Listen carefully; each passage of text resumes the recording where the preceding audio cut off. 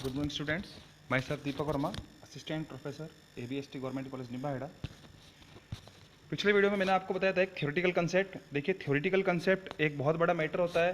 किसी भी चीज़ की अकाउंट्स में जो बेस होता है वो थ्योरी होता है। थ्योरी एक पढ़ने का था। कई बार क्या होता है, हम थ्योरी पढ़ते तो हमें समझ में नहीं आती, तो हो सकता है तो उससे कन्फ्यूज होने की जरूरत नहीं है। जब प्रैक्टिकल होगा तो उसको एक एक चीज़ एक्सप्लेन होगी तो क्लियर हो जाएगी। तो थ्योरी बहुत ज़रूरी होती है। तो एक थ्योरेटिकल पे मैंने एक वीडियो लिया था, कोशिश पूरी की थी कि थ्योरेटिकल को समझा सकूं। जब प्रैक्टिकल आएगा उसको भी हम देखेंगे, उसको ज़्यादा अच्छे से देखेंगे और बहुत अच्छे से देखेंगे, क्योंकि जब उस प्रैक्टिकल में हम पिछली थ्योरी की बातें को एड से रिलेट करेंगे तो वो फिक्स हो जाएगी दिमाग में। दूसरा कि पुराना जो शेड्यूल 6 था और जो नया जो शेड्यूल 6 है उसके बीच में एक बार हम कंपेयर कर लेते हैं कि हमने जब मतलब पहले क्या हुआ करता था कंपनी एक्ट में कि 1956 में कि टी फॉर्म में बनते थे सारे फॉर्मेट। जैसे प्रॉफिट एंड लॉस अकाउंट तो एक अकाउंट था, तो वो डेबिट और क्रेडिट होगा, जबकि स्टेटमेंट है। इस तरह से हमने देखा कि बैलेंस शीट्स पहले बनते थे असेट्स और लाइबिलिटीज, मतलब लाइबिलिटीज और असेट्स में, वो भी अब एक स्टेटमेंट के रूप में हो गया है। मतलब एक तरह से कहने का मतलब वर्टिकल फॉर्म में बनते होता वो ये समझने कोई दिक्कत नहीं है। पहले नोट ऑफ अकाउंट्स नहीं था, अब नोट ऑफ अकाउंट्स और जोड़ दिया उसे। नोट ऑफ अकाउंट्स कंफ्यूज होने की जरूरत नहीं है। जैसे हम किसी भी प्रैक्टिकल क्वेश्चन को सॉल्व करते हैं तो नीचे उसका एक डिटेल के तौर पर हम क्या देते हैं उसे, हम उसमें देते हैं हम उसमें देते हैं बीच में वर्किंग नोट। तो वर्किंग नोट है डिटेल। जैसे मान लो शेयर कैपिटल है तो आपने शेयर कैपिटल वहाँ 5 लाख रखी, तो 5 लाख आई कैसे, तो बताना पड़ेगा। यस ऑथराइज इतनी है, इशूड इतनी है, सब्सक्राइब इतनी है, पेड इतनी है, या जैसे मान लो शेयर फॉरफिटेड का इतना है, वो सारी चीज़ें।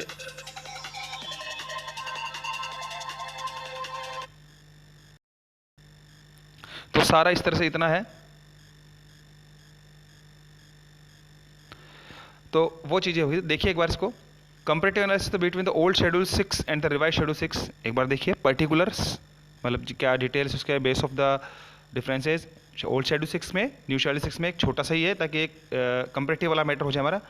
तो दे रहा है अपने को ओल्ड शेड्यूल 6, और देखिए इसमें 3 पार्ट बटे हुए हैं। पहला है अपने पास पर्टिकुलर्स, सेकंड है ओल्ड शेड्यूल 6, थर्ड है अपने पास रिवाइज शेड्यूल 6।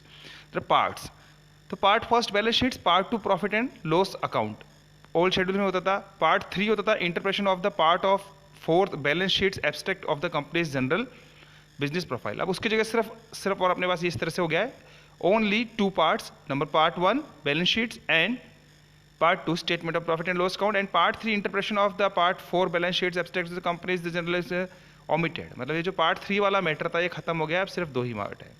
एक देखा आपने को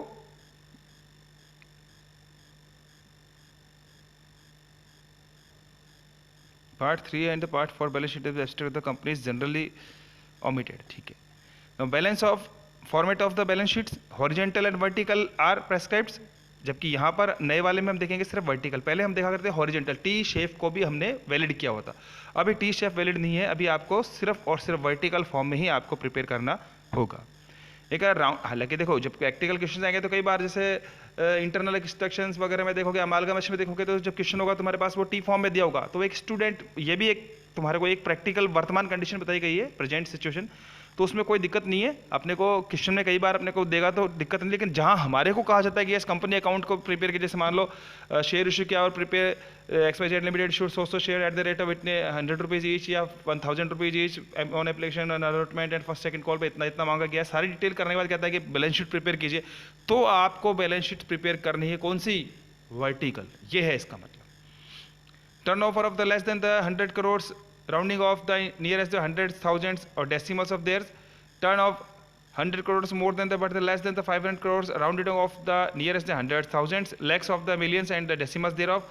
And turn over the 5 crores or the more than rounding off the nearest hundreds, thousands of the lakhs, millions or the crores or the decimals thereof. जबकि यहाँ कह रहा है turnover of the less than 100 crores of the rupees of the nearest of the hundreds, thousands, lakhs of the millions or decimals thereof. Turn of the hundreds crores or more than rounding off to be the nearest lakhs, millions and the crores or decimals thereof. तो मतलब उसको millions वगैरह में show करना होगा अपने को। ज़्यादा अगर होता है 100 करोड़ से तो ये है उसके पार्ट में। जैसे मान लो अगर मैंने कह दिया 1 लाख तो 1.1 लाख जाएगा, ऊपर लिखा रहेगा yes in lakhs in rupees, जो भी है इन लैक्स में। जैसे एक है, जैसे मान लो अगर वहाँ 1 लिखा है तो ऊपर लिखा रहेगा इन लैक्स। लैक्स का मतलब है कि मतलब अगर 1 लिखा है इसका तो मतलब 1 लाख है। अब जैसे मान लो अगर मुझे 1000 लिखना है तो मुझे क्या करना पड़ेगा, 0.01 लाख, इस तरह से करना पड़ेगा। 10,000 तो 0.1 लाख, तो इस तरह से चलेगी वहाँ पे। ये है इसका मतलब। Net working capital current assets and liabilities are shown the together under the application of the funds the net working capital appear on the balance sheets, जबकि नए वाले में देखिए assets and the liabilities are to bifurcated into current and the non-current and to be shown separately, hence net working capital will not be appearing on balance sheets. Fixed assets का देखिए there was no bifurcations, कोई bifurcations था, जबकि fixed assets to be shown under the non-current and the current liabilities इसमें होगा अपने पास। मतलब पहले अभी पुराने वाले में फिक्स असेट्स के बारे में there was no bifurcations required into the tangible and the intangible assets, जबकि आपके इसमें कह रहा है आपको एक सेकेंड, जबकि नए वाले में आपको कहा जा रहा है कि fix assets to be shown under the non current and assets and this to be the bifurcated into the tangible and the intangible assets, कि आपके बार इसको टेंजिबल और इंटेंजिबल में भी डिवाइड कर दिया गया है। दूसरा कह रहा है बोरिंग्स, देखिए आप बोरिंग्स में आपको क्या कह रहा है, आपको बोरिंग्स आपको कह रहा है short term and long term borrowings are the groups together under the head loan of funds sub at the secured और अनसिक्योर्ड था, जबकि यहाँ पर अब क्या कह रहा है हमारे को लॉन्ग टर्म बोरिंग्स टू भी show under non current liabilities and short term borrowings to be shown under the current liabilities and with the separate disclose, and secured and unsecured loans appeared in the amount of the क्या लिखा है ये continuing default as on the balance sheets date of the repayment of the loans and the interest to be separately specified। इसी तरह से देखिए finance lease obligation के regarding क्या कर रहा है, finance lease obligations are the included in current liabilities. Finance अब नए वाले में देखिए finance lease obligations are to be grouped under the head non current liabilities, एक ये बड़ा अंतर हो गया। डिपॉजिट्स देखिए lease deposits are the part of the loans and advances, नए वाले में देखिए lease deposits to be disclose as long term loans and the advances under the head of the non current assets. इसी तरह से investment को देखिए आप both current and non current invest to be the disclosure under the head of the investment, जबकि नए में देखिए current and non current invest are to be disclose separately under the current assets and the non current assets separately।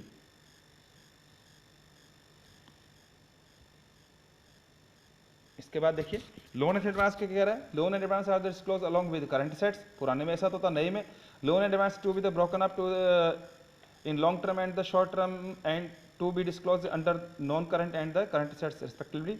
Deferred tax assets and liabilities, पहले deferred tax assets and liabilities to be disclose separately, नए में देखिए deferred tax assets and liabilities to be disclosed under the non-current assets liabilities as the case may be।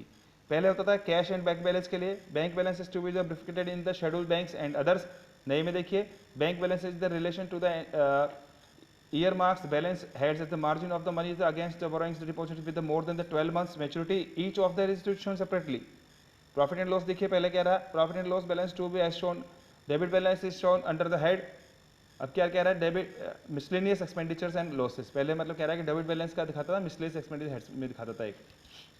अब क्या कह रहा है कि debit balance profit and loss accounts to be shown the negative figure under the head surplus there first to be reserved the surplus can be negative, मतलब कह रहा है कि आपको और उसमें दिखाने की जरूरत नहीं है आपको डेबिट बैलेंस मिसलेनियस एक्सपेंडिचर्स वगैरह में, मतलब पहले बैलेंस शीट के डेबिट पे चला जाता था, मतलब वो बैलेंस शीट के असेट्स वाले साइड में जाता था।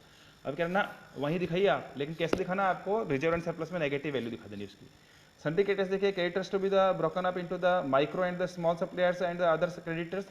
अब किराए में कह रहा है it is named as the trade payables and there is a no mention the micro and the small enterprise disclosures।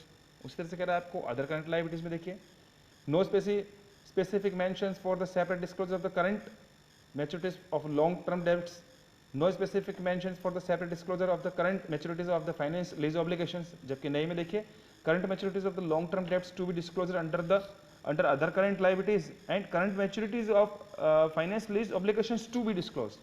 एक कह रहा है separate line item disclosure criteria any item under the which expenses exceeds 1% of the total revenue of the companies or the 5,000 whichever size shall be disclosed separately। अब की बार क्या कह रहा है वो 5 लाख से बढ़कर 1 लाख होगी वो चीज़।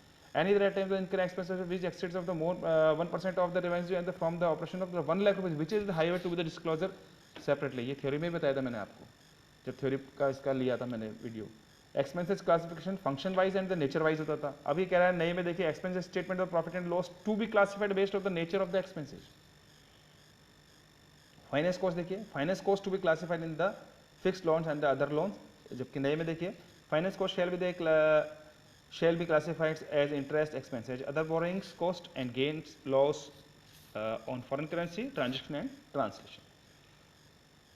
तो ये था हमारे पास एक, इसके बीच में हमने क्लासिफिकेशन देखा, तो एक थियोरेटिकल पार्टी कह सकते हैं इसे भी, तो एक आपके लिए सिर्फ एक इसका एक बेसिक वो था नॉलेज, जनरली एग्जाम में पूछा नहीं जाता है इसके बारे में कुछ भी, लेकिन हमें पता रहना चाहिए, इसलिए मैंने लेना उचित समझा। तो थैंक यू वेरी मच।